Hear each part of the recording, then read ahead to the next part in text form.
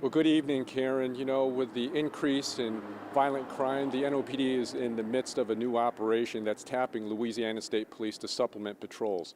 But even with that new operation, city leaders say police alone won't stop the violence. And some advocates say the community needs to start looking in the mirror for answers.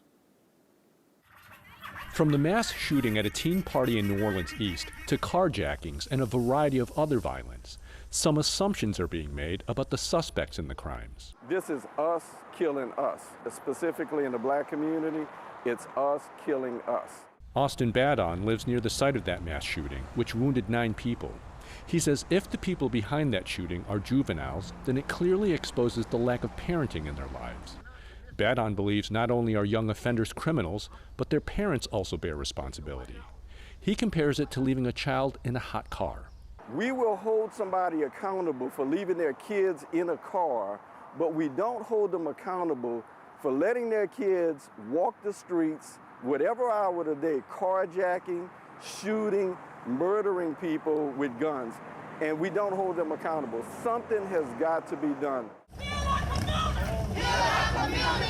Some parents are stepping up. A group of mothers who've had a child murdered recently held a peace rally in the East.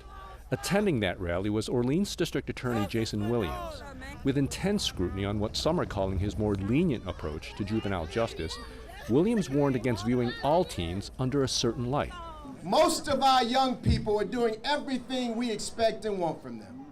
Most of the adults in our community are working hard every day just to get by. There are a finite number of folks who want to wreak havoc on this community. Roosevelt Muhammad gets more specific. A small segment, only about 5% of those youth are criminals. Muhammad runs a networking business called Young Professionals Movement. It tries to steer kids away from crime. Muhammad says too often, a menacing minority is undermining a majority of good-hearted teens. That's a small element. The other ones are victims of the criminal element, and they get labeled because of what they do.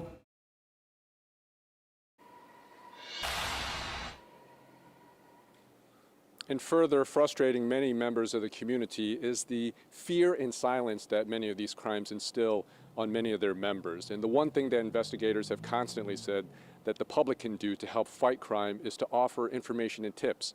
But first, they have to get over the hurdle of that intimidation. Reporting from the French Quarter, Tan Trung, Eyewitness News.